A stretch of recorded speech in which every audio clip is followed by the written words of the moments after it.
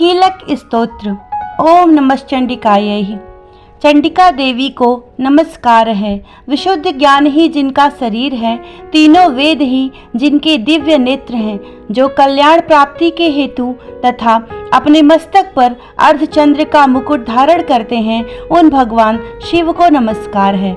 मंत्रों का जो अभिकीलक है, अर्थात मंत्रों की सिद्धि में विघ्न उपस्थित करने वाले साप रूपी कीलक का जो निवारण करने वाला है, उस सप्तशती स्तोत्र को संपूर्ण रूप से जानना चाहिए। यद्यपि सप्तशती के अतिरिक्त अन्य मंत्रों के जप में भी कोई निरंतर लगा रहता है, तो वह भी कल्याण का भागी होता है। उसके भी उच्चाटन आदि कर्म सिद्ध होते हैं तथा उसे भी समस्त दुर्लभ वस्तुओं की प्राप्ति हो जाती है। यद्यपि जो अन्य मंत्रों का जप न करके केवल इस सप्तशती नामक स्तोत्र से ही देवी की स्तुति करते हैं, उन्हें स्तुति मात्र से ही सच्चिदानंद स्वरूपिणी देवी सिद्ध हो जाती हैं। अपने कार्य की सिद्धि के लिए मंत्र, औषधि तथा अन्य किसी साधन के उपयोग की आवश्यकता नहीं रहती। बिना जप के ही उनके उच्चाटन आदि समस्त अभिचारिक कर्म सिद्ध हो जाते हैं। इतना ही नहीं, उनकी संपूर्ण अभिष्ट वस्तुएं भी सिद्ध होती हैं।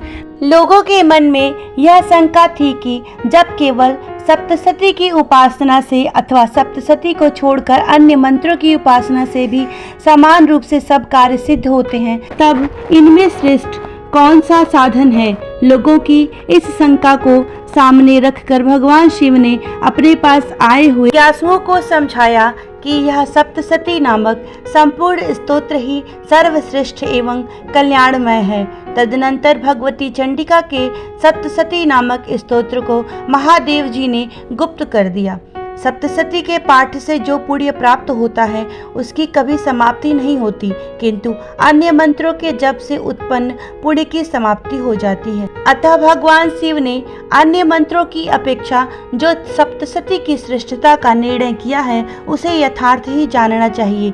अन्य मंत्रों का जप करने वाला पुरुष भी यदि सप्तशती के स्तोत्र और जप का अनुष्ठान कर ले, तो वह पूर्ण रूप से ही कल्याण का भागी होता है। इसमें तनिक भी संदेह नहीं है। जो साधक कृष्ण पक्ष की चतुर्दशी अथवा अष्टमी को एकाग्रचित्त होकर भगवती की सेवा में अपना सर्वस्व समर्पित कर देता है, फिर उसे प्रसाद रूप से ग्रहण करता है, उसी पर भगवती प्रसन्न होती हैं, अन्यथा उनकी प्रसन्नता नहीं प्राप्त होती है। इस प्रकार सिद्धि के प्रतिबंधक रूप कील के द्वारा महादेव जी ने इस स्तोत्र को किलित कर रखा है। जो पूर्वोक्त रीति से निष्किलन करके इस सप्तशती स्तोत्र का प्रतिदिन स्पष्ट उच्चारण पूर्वक पाठ करता है, वह मनुष्य सिद्ध हो जाता है। वही देवी का पार्षद होता है और वही गंधर्व भी होता है।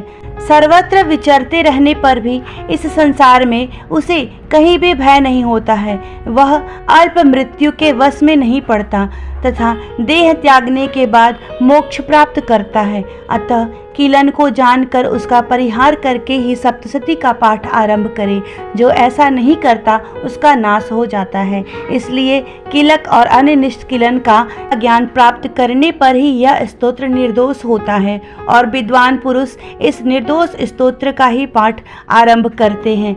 स्त्रियों में जो कुछ भी सौभाग्य आदि दृष्टिगोचर होता है, वह सब देवी के प्रसाद का ही फल है। अतः इस कल्याण में स्तोत्र का सदा जप करते रहना चाहिए।